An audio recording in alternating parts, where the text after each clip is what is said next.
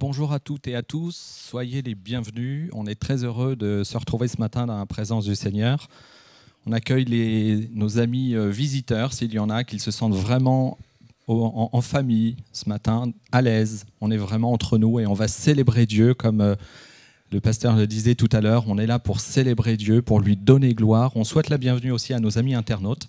Et pour commencer ce chant, on va chanter « Hosanna, sois le bienvenu, Jésus parmi nous ». L'Éternel, le Seigneur, se plaît au milieu des louanges de son peuple et on va le célébrer, l'adorer tous ensemble. Je vous propose, pour ceux qui veulent, qui peuvent, de vous lever. On va chanter ce chant.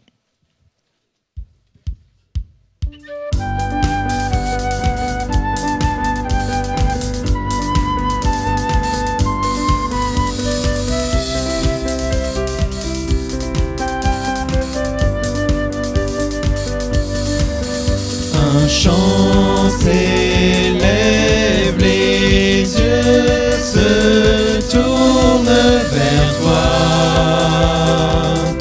se tournent vers toi.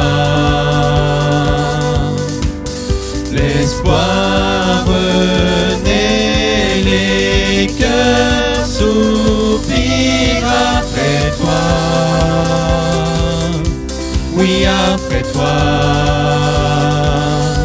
En te voyant, nous retrouvons la force de vie. Et quand nous sommes en ta présence, nos craintes fuient, elles s'enfuient. Hosanna, Hosanna, tu es le roi, le sauveur. À toi la gloire et l'honneur. Hosanna, Hosanna, nous t'accueillons parmi nous. Sois le bienvenu, ô Jésus. Entends le son des cœurs qui reviennent à toi, reviennent à toi. Dans ton royaume, les vies brisées sont restaurées, sont restaurées. En te voyant, nous retrouvons la force de vie. Et quand nous sommes en ta présence, nos craintes fuient, elles s'enfuient. Hosanna, Hosanna, tu es le roi, le sauveur. À toi la gloire et l'honneur. Hosanna, Hosanna, nous t'accueillons parmi nous. Sois le bienvenu, ô Jésus. Amen.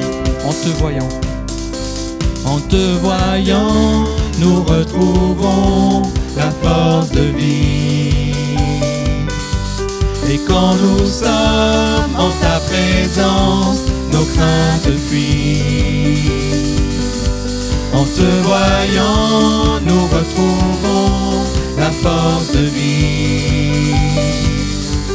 Et quand nous sommes en ta présence, nos craintes fuient, elles s'enfuient.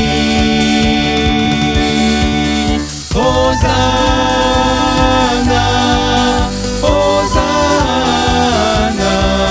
tu es le roi, le sauveur.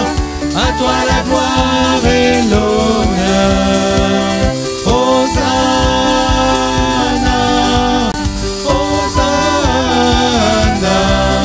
nous t'accueillons parmi nous.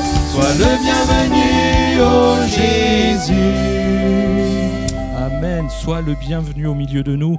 Je ne sais pourquoi dans sa grâce je ne méritais rien, mais Jésus m'a tant aimé au point de donner son Fils à la croix pour moi, pour mes péchés. Et je sais qu'en lui j'ai la vie. Alléluia.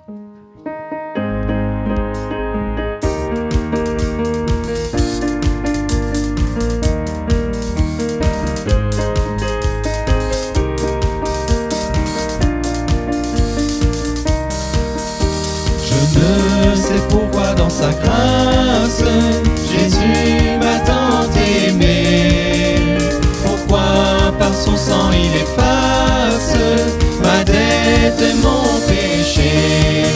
Mais je sais qu'en lui j'ai la vie, il m'a sauvé dans son amour. Et gardé par sa main ma fille, j'attends l'heure de son retour. Je ne sais comment la lumière éclaire tout mon cœur, comment je compris ma misère et reçu mon sauveur. Mais je sais qu'en lui j'ai la vie, il m'a sauvé dans son amour. Et gardé par sa main ma fille, j'attends l'heure de son retour. Mais je sais qu'en lui j'ai la vie, il m'a sauvé dans son amour. Et gardé par sa main ma fille, j'attends l'heure de son retour. Amen. Et en attendant ce jour, je veux le glorifier, je veux dire combien Dieu est grand, je veux le chanter, je veux réaliser qu'il est tout pour moi. Amen.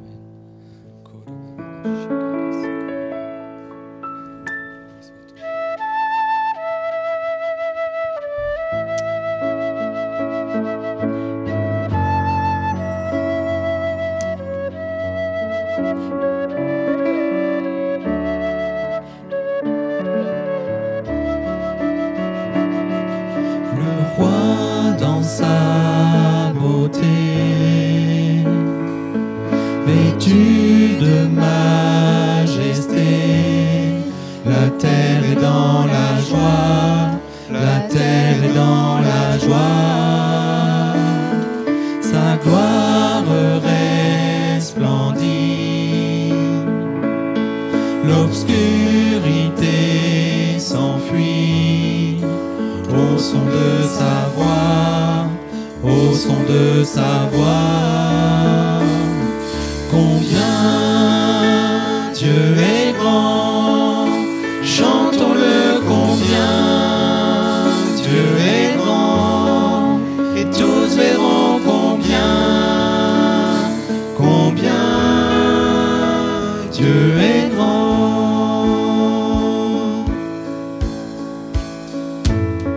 Car d'âge en âge il vit, le temps lui est soumis, commencement et fin, commencement et fin, céleste Trinité,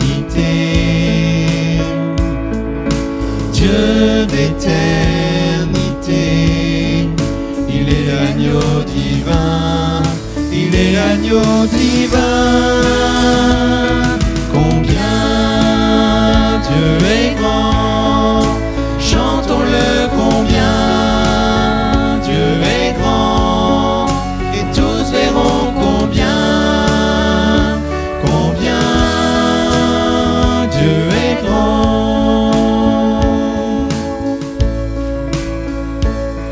Combien Dieu est grand, chantons-le combien Dieu est grand, et tous verront combien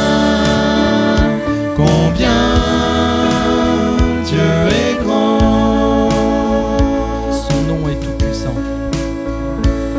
Son nom est tout puissant, il est digne de louange. Je chanterai combien Dieu est grand. Son nom est tout puissant, il est digne de louange. Je chante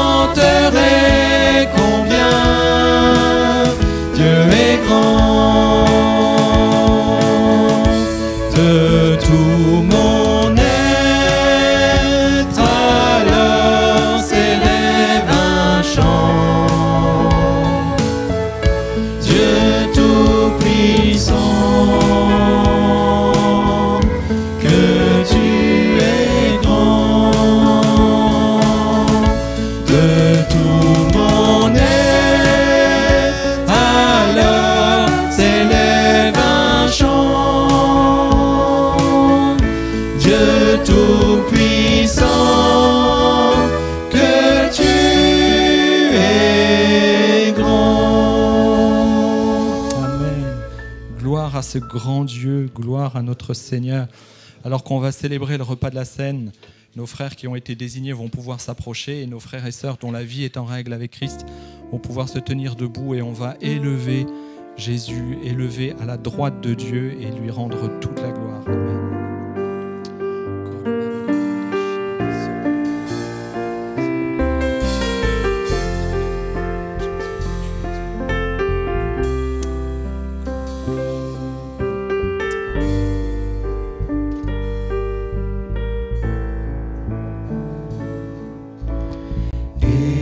Élevé à la droite de Dieu, couronné de 1000 couronnes, tu resplendis comme un soleil radieux.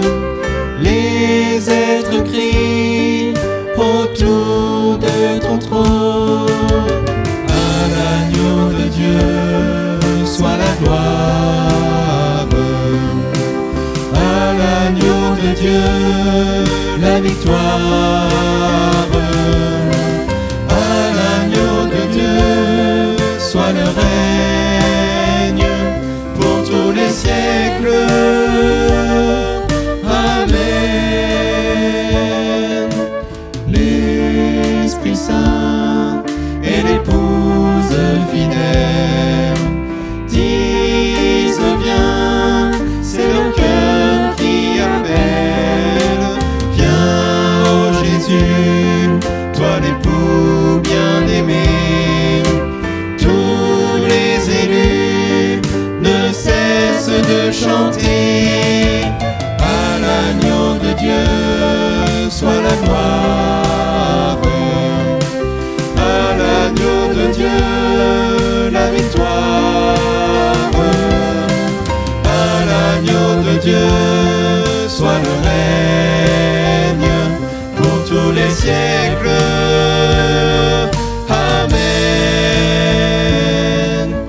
Tous les peuples et toutes les nations d'un seul cœur avec des milliers d'anges entonneront en l'honneur de son nom ce chant de gloire avec force et louange. À l'agneau de Dieu soit la gloire, à l'agneau de Dieu la victoire, à l'agneau de Dieu soit le règne pour tous les siècles. Amen. À l'agneau de Dieu soit la gloire, à l'agneau de Dieu la victoire, à l'agneau de Dieu soit le règne pour tous les siècles. Amen. Alléluia. La gloire, la louange, l'honneur te reviennent, Jésus, parce que tu as triomphé de la mort. Tu es mort à la croix pour mes péchés. Tu as pardonné mes iniquités et je veux te louer, t'adorer ce matin avec mes frères et sœurs. Que ton nom soit glorifié, Jésus. Alléluia.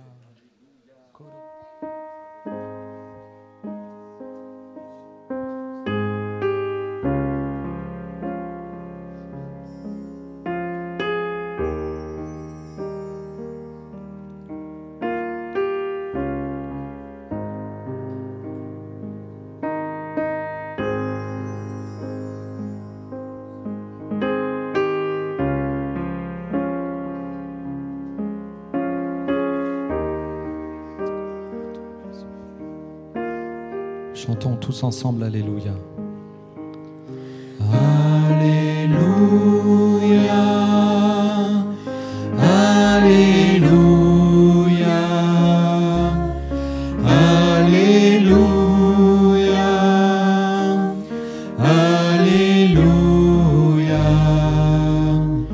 Alléluia.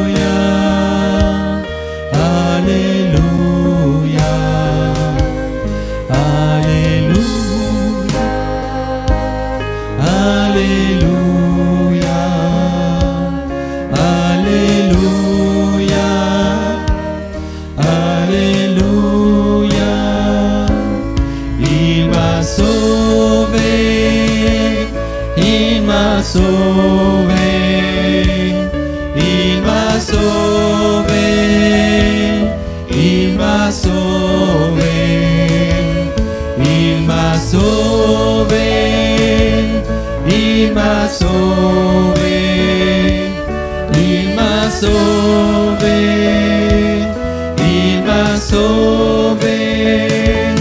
Gloire à Jésus, gloire à Jésus, gloire à Jésus, gloire à Jésus, gloire à Jésus, gloire à Jésus, gloire à Jésus, gloire à Jésus, gloire à Jésus, gloire à Jésus, gloire à Jésus, gloire à Jésus, gloire à Jésus, gloire à Jésus, gloire à Jésus, gloire à Jésus.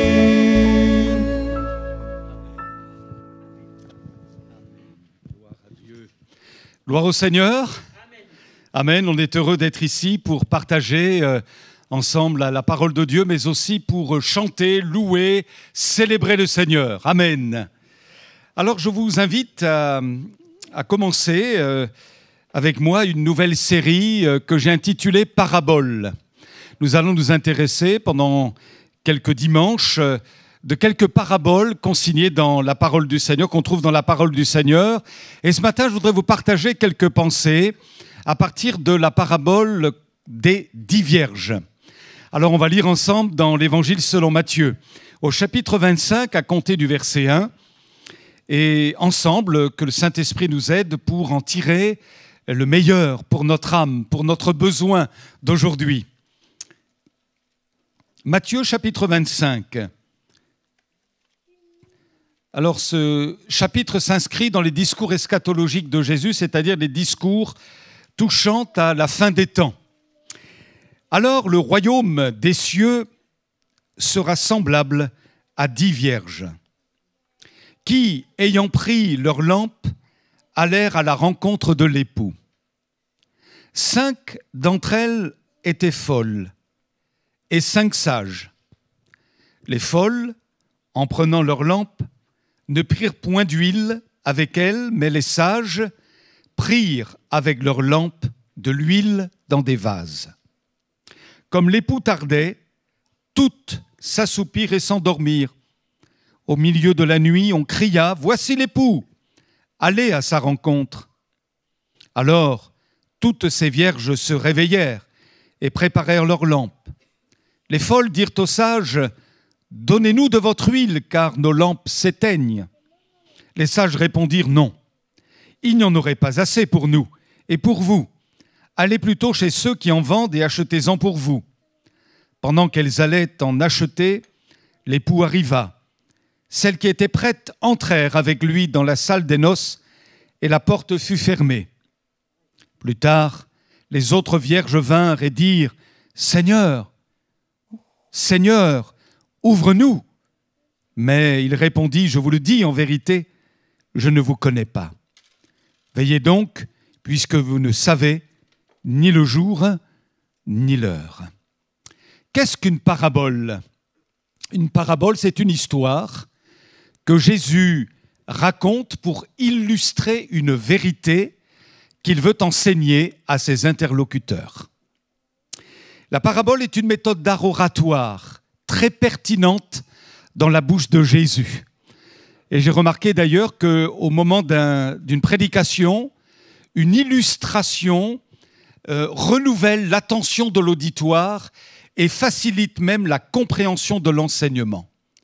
Avez-vous remarqué aussi que les illustrations, les images utilisées par Jésus ou utilisées par un prédicateur au moment de sa prédication restent souvent gravées dans notre mémoire. On se souvient particulièrement des images, des illustrations. Et c'est pourquoi Jésus utilise abondamment l'art oratoire de la parabole. Comment comprendre une parabole ? Il ne s'agit surtout pas de donner un autre sens que ce que Jésus a voulu donner au travers de son enseignement. Parce qu'en lisant une parabole, on pourrait faire des déductions erronées. Par exemple, dans la parabole que nous avons lue des vierges sages et des vierges folles, il est question de 5 vierges folles et 5 vierges sages. Et l'on pourrait en déduire que la moitié de l'Église sera sauvée et l'autre moitié sera perdue. Et puis le texte nous dit finalement qu'il n'y a que des femmes, 10 vierges. Est-ce qu'il n'y aurait que des femmes dans le royaume des cieux? Bien sûr que non. Et d'autre part, certains pourraient penser que seuls ceux qui n'ont pas eu de relations sexuelles iront dans le royaume de Dieu. Puisqu'il est question de vierges, bien entendu, là encore, c'est une déduction erronée. Que dire du manque d'huile? Est-ce que ce manque d'huile signifierait que ceux qui ne sont pas baptisés dans le Saint-Esprit ne seraient pas prêts? Bien sûr que non. Autrement dit, il faut faire attention de donner à un mot ou à une phrase tirée d'une parabole une interprétation qui n'est pas le véritable sujet de celle-ci pour en faire une doctrine. Alors, quelle est la clé d'interprétation d'une parabole? Chaque parabole contient une ou plusieurs vérités centrales. Et ce sont ces vérités-là qu'il faut saisir lorsque nous lisons une parabole. Alors, quelle est la vérité centrale de la parabole que nous venons de lire, d'après vous? Eh bien, simplement, le fait d'être spirituellement prêt à la rencontre de Jésus lorsqu'il reviendra sur la terre. Pour illustrer cet enseignement, Jésus raconte un événement qui se produit au cours d'une noce. Comment se déroulaient les noces à l'époque de Jésus en Palestine? Les noces avaient lieu après le coucher du soleil, quand il faisait nuit. Dès lors que le soleil se couchait, en Palestine, et c'est encore aujourd'hui la même chose, en Israël, eh bien, il fait nuit noire. Alors, la mariée quitte la maison paternelle, entourée de ses amis et avec sa famille pour aller dans la nouvelle demeure. Et là, eh bien, les amis portent tous les cadeaux de mariage, ainsi que les affaires personnelles de la mariée, et puis chantent, louent et dansent, il y a des cris de joie. Et les demoiselles d'honneur, appelées dans notre texte par Jésus les vierges, étaient munies d'une lampe à huile. On pourrait penser qu'il s'agit de torches qui sont comme des bâtons creux remplis d'huile dans laquelle baignait une mèche en tissu. Et ces torches consommaient beaucoup d'huile, c'est pourquoi il fallait les recharger régulièrement. Certains commentateurs disent même qu'il fallait les recharger d'huile tous les quarts d'heure. L'époux est absent pendant ce temps. Où est-il? La Bible ne le dit pas. Peut-être est-il en train de manger avec des amis, peut-être est-il resté dans la maison paternelle. Toujours est-il que selon la coutume, à un moment donné, il quitte la maison de son père pour retrouver sa promise à peu près vers 23 heures ou vers minuit. Et le long du chemin, le cortège qui accompagne l'époux s'écrie « Voici l'époux ! Voici l'époux !» À chaque mètre, vous voyez, voici l'époux, voici l'époux. Et les villageois, eh bien, reprenaient en chœur, voici l'époux, voici l'époux. Et ce bruit se faisait entendre, cette proclamation se faisait entendre par, à un moment donné, donc, les demoiselles d'honneur qui entouraient la mariée dans la maison. Et quand elles entendaient, voici l'époux, elles sortaient, munies de leurs torches, pour aller à la rencontre de l'époux et l'accompagner en procession dans la maison. Et au moment où tout le monde était entré, les portes se fermaient et la cérémonie avait lieu. Dans le récit rapporté par Jésus, les demoiselles d'honneur ou les 10 vierges ne sont pas restées dans la maison, précisément avec la mariée, mais sans attendre, on peut le supposer, elles ont pris le chemin pour aller à la rencontre du cortège de l'époux. Parlons des 10 vierges. De prime abord, imaginez-les, ça sert à ça une parabole. C'est, comme je le disais tout à l'heure, quelque part une forme d'audiovisuel oratoire. Donc imaginez ces 10 vierges. Est-ce qu'il y a quelque chose qui les distingue les unes des autres? Non. Parce que manifestement, elles ont le même vêtement approprié pour la noce.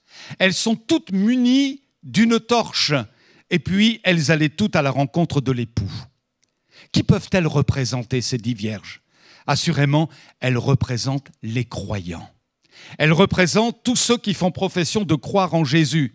Mais si rien en apparence ne les distinguait les unes des autres, attention, Jésus les voyait différemment. Et Jésus discernait chez elles, même si humainement on ne pouvait pas distinguer quoi que ce soit entre elles, Jésus avait discerné qu'il y avait 5 sages et 5 folles. C'est-à-dire qu'il y avait dans ce groupe de 10 femmes représentant l'Église, 5 qui étaient prêtes pour la venue de l'époux, représentant Jésus lui-même, et 5 qui ne l'étaient pas. Alors bien sûr, il ne faut pas tirer des conclusions hâtives en pensant que telle dénomination fera partie des gens qui ne seront pas prêts et telle autre feront partie de ceux qui sont prêts. Loin de là, ce n'est pas du tout le raisonnement que Jésus tient, puisque ici, il s'agit de personnes, il s'agit d'individus qui revendiquent le nom de Jésus. Tout s'assoupir, dit le texte.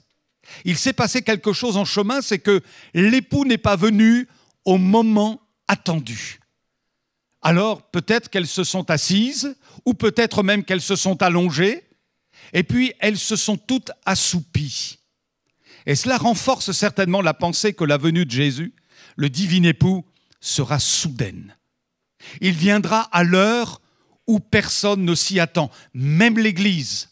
Quand bien même elle est avertie par des prophéties, quand bien même l'Église est avertie par la parole de Dieu, par des phénomènes que nous voyons dans notre monde, quelque chose nous indique que le retour de Jésus est proche et malgré cela, nous serons peut-être et sûrement surpris par la soudaineté de ce retour. Il viendra de manière inattendue, c'est lui-même qui le dit. Pour ce qui est du jour et de l'heure, personne ne le sait. Ni les anges des cieux, ni le Fils, mais le Père seul. Et je ressouligne cette vérité que j'ai évoquée tout à l'heure. Il est important, frères et sœurs, de ne pas se laisser avoir par les discours eschatologiques que l'on peut trouver sur les sites Internet. J'ai remarqué que dans le monde évangélique, beaucoup de personnes sont friandes de ces choses-là, vont essayer de chercher des choses sur le chiffre 666 en disant qu'il figure sur la tiare du pape, en disant qu'il figure sur l'étiquette de la bouteille de Coca-Cola, etc., etc. Et chacun, fort de ces nouvelles trouvailles, eh bien, véhicule ce message partout. Mes amis, laissez ça tomber. Ça ne sert à rien. À rien du tout. De toute manière, il faut que ces choses arrivent. Donc ne nous occupons pas de ce que le diable fait, ne nous préoccupons même pas de l'esprit antichrist, il caractérise notre monde, on pourra toujours trouver toutes sortes de choses sur les sites internet, ce qui nous importe nous, c'est la parole de Dieu, c'est la personne de Jésus. Il faut, je le ressouligne, que ces choses arrivent. Tout simplement. Quant à nous, Église de Jésus-Christ, que devons-nous faire? Nous sanctifier, témoigner et nous préparer pour le retour glorieux de Jésus. Le Seigneur ajoute, ce qui arriva du temps de Noé arrivera de même au retour du Fils de l'homme. Car dans les jours qui précédèrent le déluge, les hommes mangeaient, buvaient, se mariaient leurs enfants, jusqu'au jour où Noé entra dans l'arche, et ne se doutèrent de rien jusqu'à ce que le déluge vint et les emporte tous. Il en sera de même à l'avènement du Fils de l'homme. Alors, de 2 hommes qui seront dans un champ, l'un sera pris, l'autre laissé. De deux femmes qui moudront à la meule, l'une sera prise et l'autre laissée. Autrement dit, la parole de Dieu est claire à ce sujet. Et cette pensée est reprise dans d'autres paraboles encore qu'on aura certainement l'occasion de méditer ensemble. Il y aura un tri. Il y aura une sélection évidente. Il y aura le blé, il y aura l'ivraie. Il y aura ceux qui auront bâti sur le roc, il y aura ceux qui auront bâti sur le sable. Il y aura les vierges folles, il y aura les vierges sages. Autrement dit, l'Église est avertie, quelle que soit sa dénomination, L'Église est avertie qu'il y aura un tri. Certains seront prêts et d'autres ne le seront pas. Donc, l'époux tarde. Et aujourd'hui, nous pouvons dire qu'il nous semble, humainement parlant, que les choses tardent, mais le Seigneur connaît toutes choses. Et le Père sait quand le Fils doit revenir. Toujours est-il, prions, veillons, témoignons, travaillons pour l'avancement du royaume de Dieu. Mais le texte biblique nous dit que, à force d'attendre, eh bien, les vierges se sont toutes endormies. Faut-il, mes amis, en déduire qu'au moment du retour de Jésus, toute l'Église sera endormie? Je n'ai pas la réponse. Une chose est certaine, c'est que pour chacun de nous, nous devons prendre garde au sommeil spirituel. Et certainement que vous et moi, nous avons été plus d'une fois gagnés par le sommeil spirituel. Parfois, nous sommes venus comme par habitude dans l'Église. D'autres fois, nous n'avons peut-être pas lu la Bible pendant 2 jours, 3 jours, 1 semaine, 1 mois ou plus. D'autres fois encore, nous n'avions plus de relation avec Dieu. On priait comme cela quand on le pouvait, de temps en temps, une petite minute, 5 minutes, 10 minutes, peu importe. Mais on s'est bien rendu compte que le sommeil finissait par nous gagner. À tel point que finalement, ça ne nous faisait plus rien de ne plus assister à une réunion ou de plus lire la Bible, de ne plus témoigner, de ne plus sentir en quelque sorte la présence de Dieu. C'était plus très grave parce que on avait été gagné par le sommeil, par l'attiédissement spirituel. Et c'est pourquoi la parole, elle est bonne, alléluia. Elle nous avertit, elle nous interpelle. L'apôtre Paul dit, réveille-toi, toi qui dors. Est-ce que c'est une parole de Dieu pour quelqu'un ce matin? Réveille-toi, toi qui dors. Ou encore, c'est l'heure de vous réveiller enfin du sommeil. Et dans le livre des Proverbes, il est écrit un peu de sommeil. Faut peut-être pas beaucoup, mais un peu de sommeil, un peu d'assoupissement, un peu croiser les mains pour dormir, d'une manière spirituelle, on va le dire. Et la pauvreté te surprendra comme un rôdeur et la disette comme un homme en armes. Notre mode de vie, pour nous, les Européens d'Occident, notre mode de vie est de nature à endormir l'Église. Contrairement, sans doute, à des églises qui connaissent la persécution. Nous les plaignons. Je ne voudrais pas être persécuté, je ne sais pas ce que vous en pensez, vous. Nous les plaignons, nous prions pour eux. Nous disons, Seigneur, sors ton Église de ces complications, de cette oppression démoniaque. Mais peut-être qu'eux ne voudraient pas en sortir. Peut-être. À certains égards, tout au moins. Vous savez pourquoi? Parce que quand on est persécuté comme ça, on est réveillé. Parce qu'on sait ce que ça coûte d'aller à une réunion. Ça peut coûter ta vie. Ça peut te conduire en prison. C'est menaçant, il y a une oppression. Mais si tu y vas, ça veut dire que tu aimes Jésus. Et souvent, les pasteurs d'autrefois en Roumanie ou ailleurs ont dit aux pasteurs d'Occident, de l'Ouest, nous ne voudrions pas retrouver notre liberté parce qu'on a peur de devenir comme vous. On a peur d'être endormis comme vous en Occident de l'Ouest. On ne voudrait pas être comme vous. Nous voulons être dans cet état de veille, dans cet état de prière, de jeûne. Alléluia. Il y a un danger pour vous comme pour moi. Peut-être que la facilité de vie dans laquelle nous nous trouvons fait que quelque part, on peut laisser les choses couler. On ne réalise pas l'importance du temps que nous vivons. Or, il est particulièrement solennel aujourd'hui. Qu'est-ce que vous en pensez? Alors, elles dorment. Elles se sont toutes assoupies. Et tout à coup, il se fit un cri. Le texte dit, au milieu de la nuit, on crie, voici l'époux. Sortez à sa rencontre. Alors toutes ces vierges se levèrent et préparèrent leurs lampes. Et c'est là qu'intervient la différence. C'est que 5 parmi les 10 vierges ont réalisé qu'elles n'avaient pas d'huile. Et là, j'essaie de me mettre à leur place. Et je me dis, mais ça devait être terrible.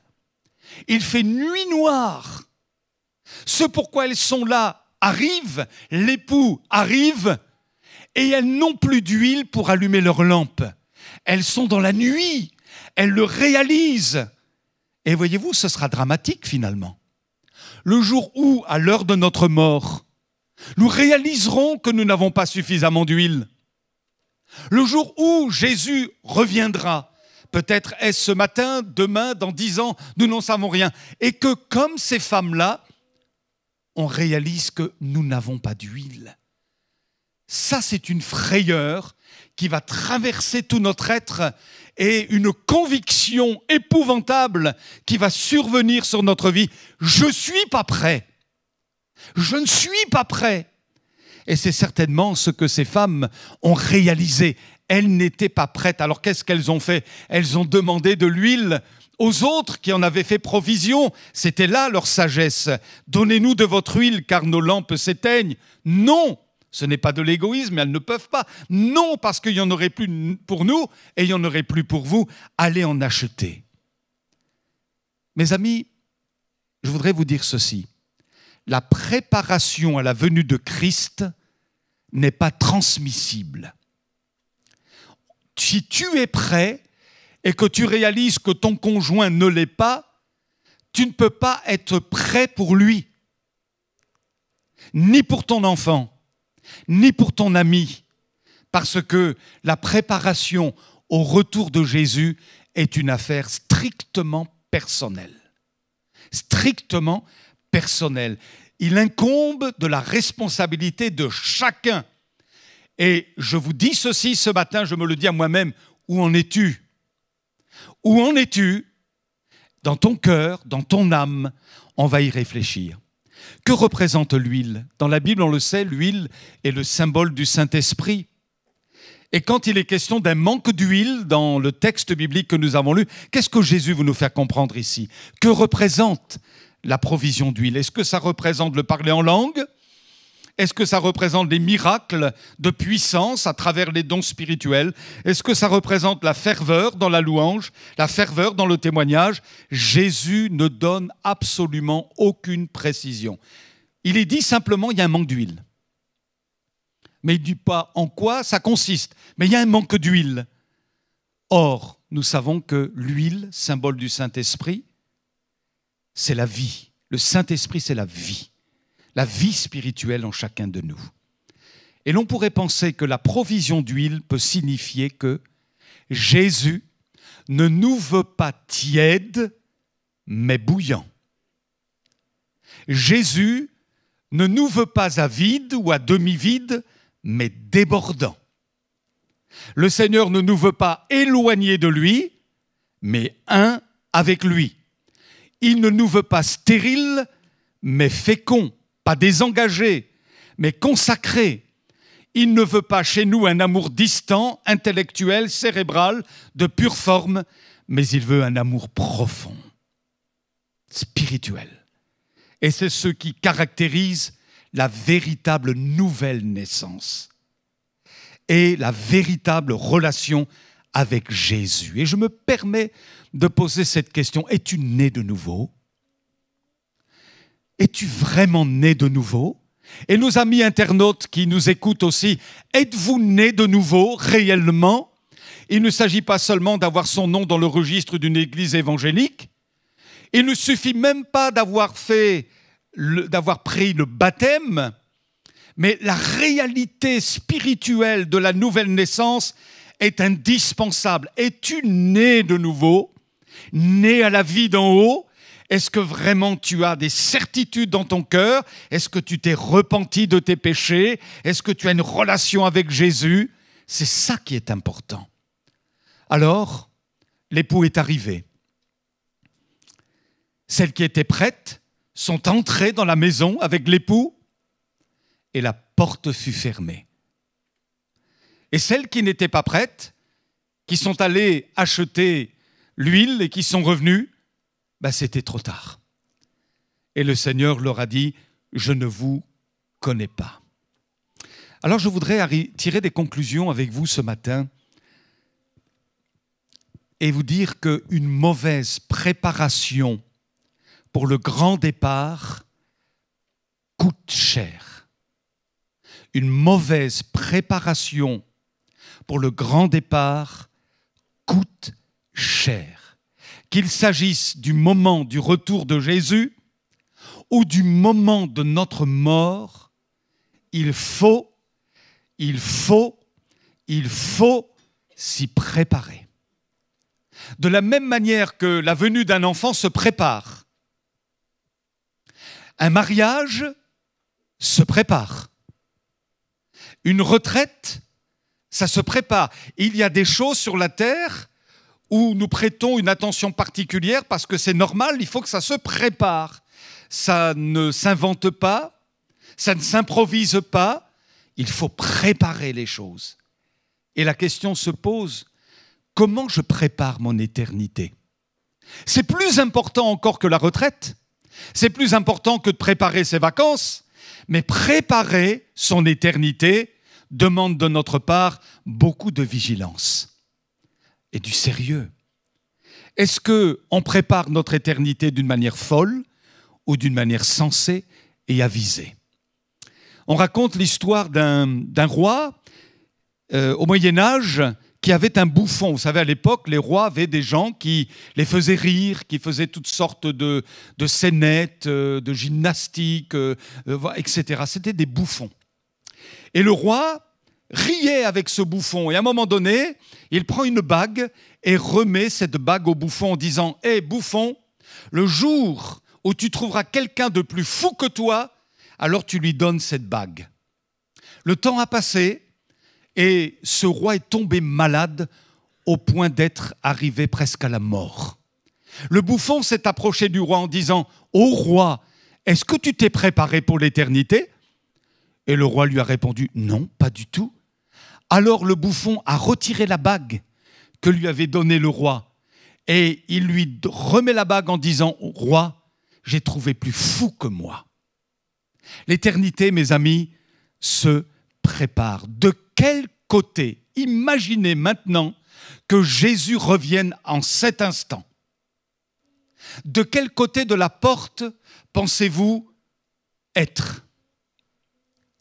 Est-ce que vous pouvez, en conscience, caché en Jésus, réfugié en Jésus, dire « je serai du bon côté de la porte ».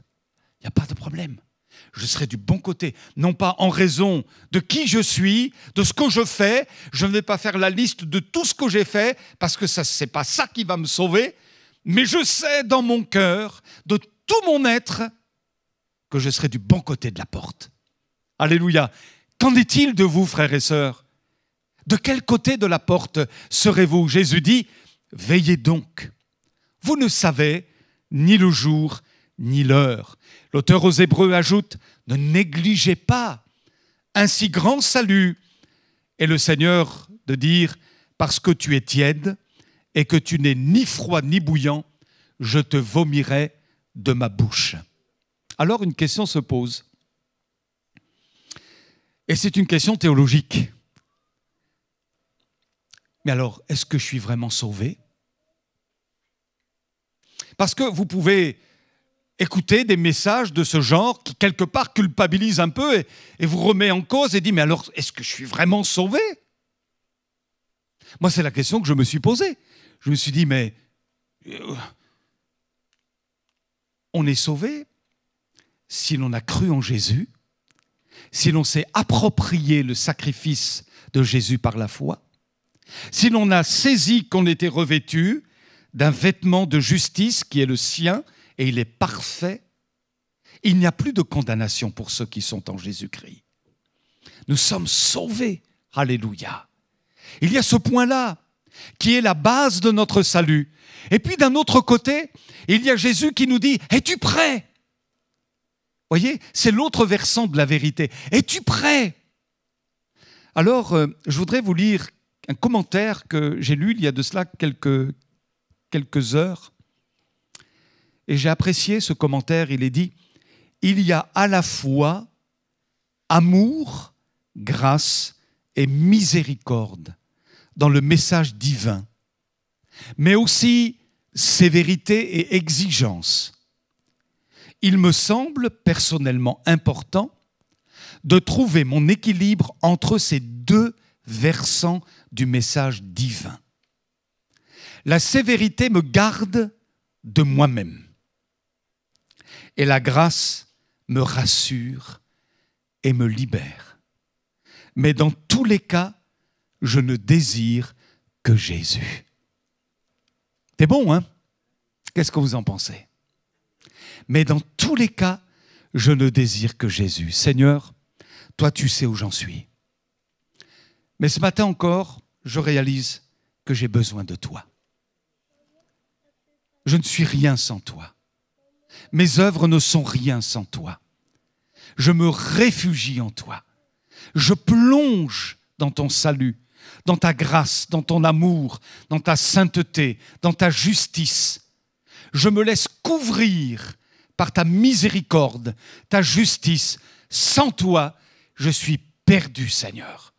Je ne compte pas sur mes capacités, je ne compte pas sur mes qualités, je ne compte pas sur ce que j'ai fait, mais je compte seulement sur ton amour pour moi, qui m'a sauvé à la croix.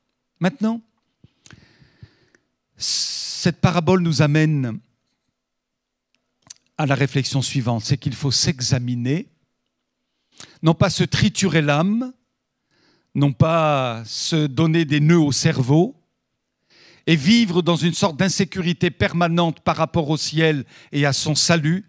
Ce n'est pas cela que Jésus veut. Nous sommes sauvés en Christ, gloire à Dieu. Maintenant, il faut se poser les bonnes questions et s'examiner pour savoir où nous en sommes.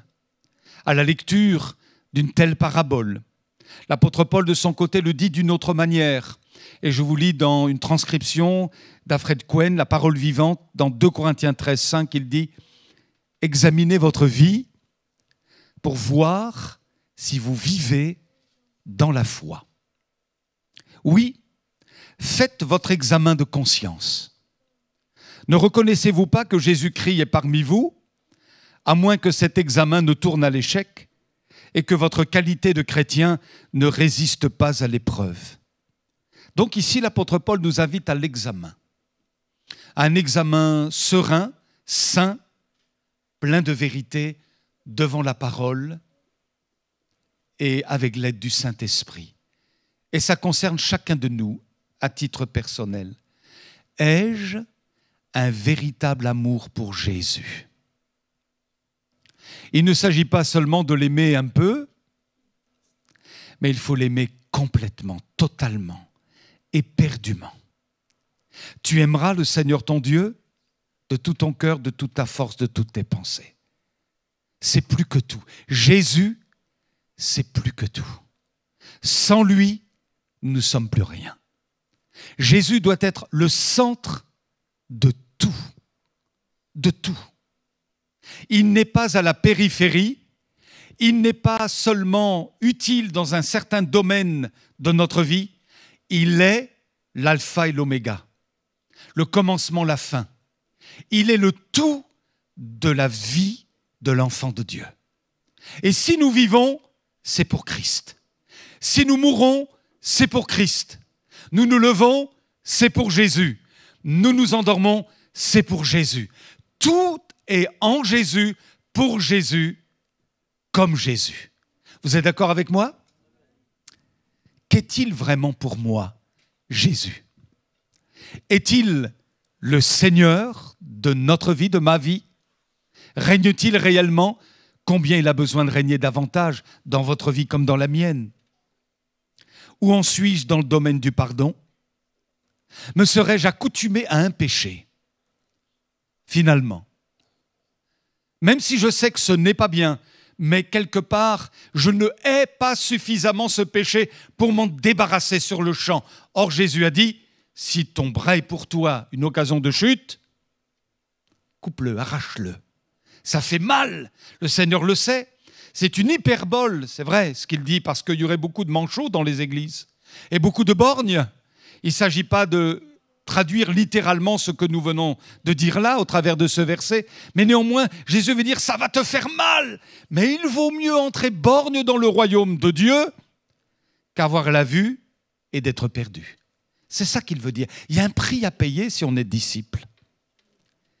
Et le Seigneur nous dit, si tu t'es accoutumé à un péché, finalement, tu as comme un seuil de tolérance avec ce péché, il faut, parce que je t'aime, t'en débarrasser. vraiment, il faut t'en débarrasser. Pour que tu sois libre. Je ne veux pas ton malheur, je veux ta liberté. Et moi, Jésus, j'ai accompli tout pour que tu sois libre. Alléluia. Alors confesse ton péché maintenant. Règle cette affaire maintenant. Et je vais te délivrer. Je vais t'aider. Alléluia.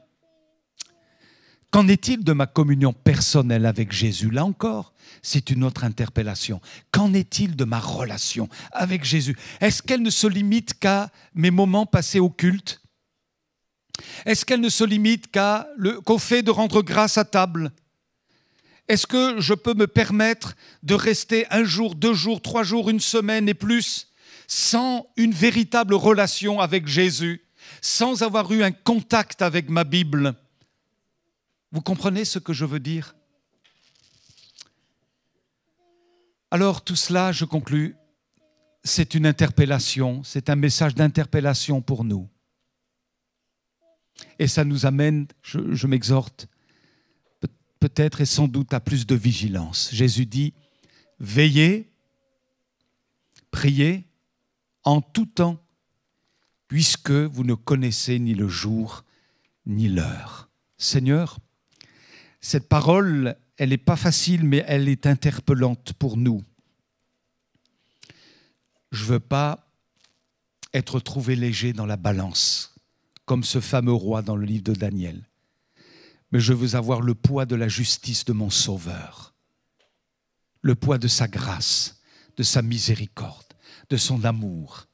Et Seigneur, je veux te prier davantage de cette manière en te disant, plus comme toi, plus pour toi, plus avec toi, plus en toi. Aide-moi à t'aimer mieux encore. Gloire à Dieu. Aide-moi, Seigneur, à être plus proche de toi. Je citais ce matin, et je conclus, un exemple qu'a donné David Wilkerson. Et moi, ça m'a beaucoup interpellé quand j'ai lu ça, de ce pasteur américain. Et il parlait du nombre de fois où il a accompagné des bien-aimés dans la mort. Et il était à leur chevet, il priait. Et il dit dans son témoignage qu'il sentait dans son cœur parfois une tristesse parce qu'il réalisait que la personne qui l'accompagnait jusque dans la mort, c'était des gens qui venaient à l'église, c'était des gens qui s'étaient fait baptiser, tout ça. Mais lui, il sentait que ce n'étaient pas des gens qui avaient une vraie communion avec Jésus. Or, la vie éternelle, c'est qu'ils te connaissent, toi le seul vrai Dieu, et celui que tu as envoyé, Jésus. Il sentait que, voilà, et finalement je me dis, mais Seigneur, le jour où je partirai, parce qu'on est tous appelés à partir un jour, je voudrais vraiment que j'ai ce témoignage intérieur que je suis un homme du Saint Trône, un homme de ta présence, pas un mystique.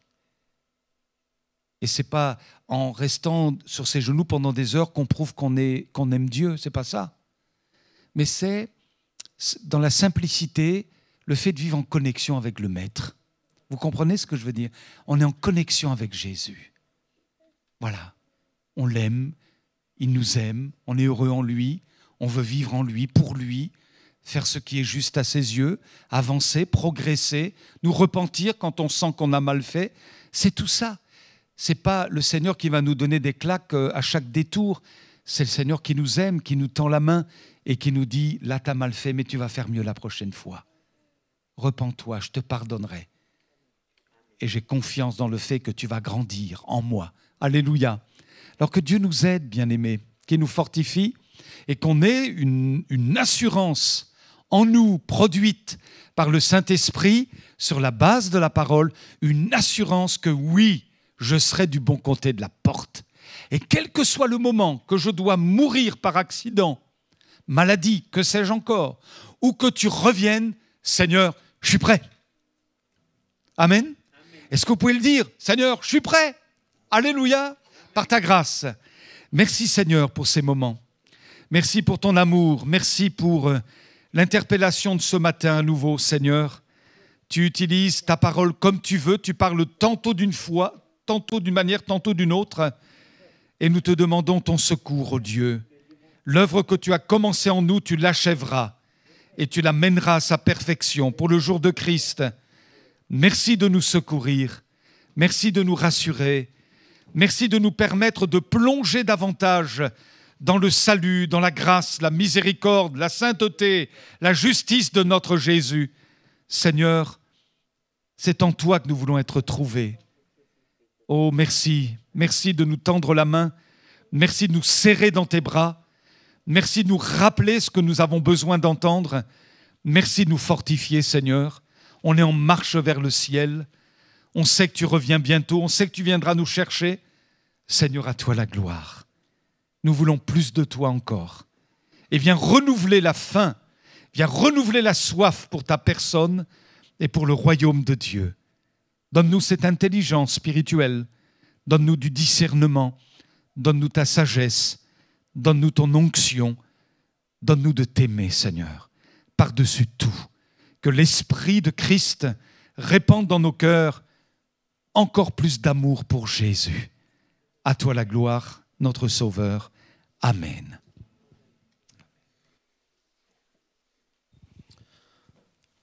Gloire à Dieu. Merci Seigneur pour cette parole qui fait du bien au cœur, qui nous interpelle. Merci aussi pour ces bons moments passés dans sa présence. Voilà, notre rassemblement prend fin, on va bientôt se quitter. Mais une dernière fois, on va proclamer que Dieu règne dans le monde, Dieu est souverain dans le monde. Et notre prière, c'est qu'il soit aussi le souverain, qu'il règne dans votre cœur. Ce chant dit « Oui, règne en moi ». Alors on va proclamer ce chant. Je vous invite à vous lever pour ce dernier chant et on le proclame tous ensemble.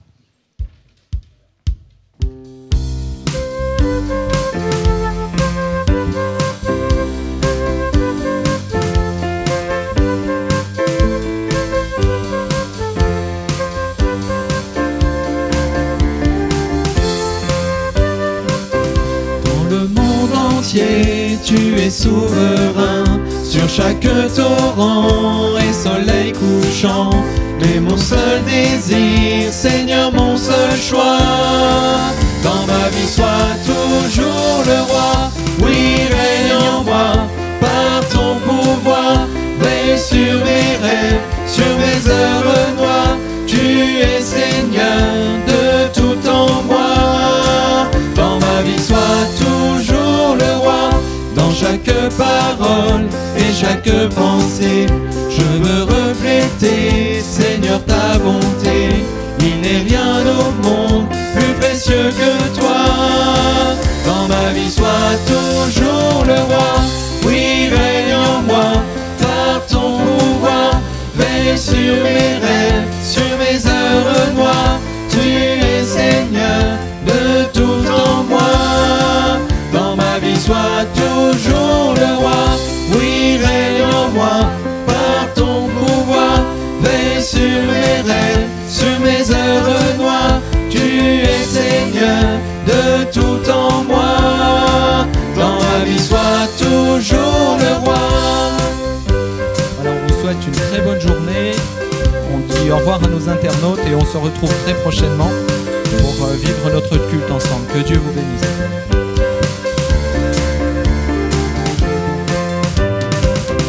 Oui, règne en moi par ton pouvoir. Veille sur mes rêves, sur mes heures noires. Tu es Seigneur de tout en moi. Dans ma vie, sois toujours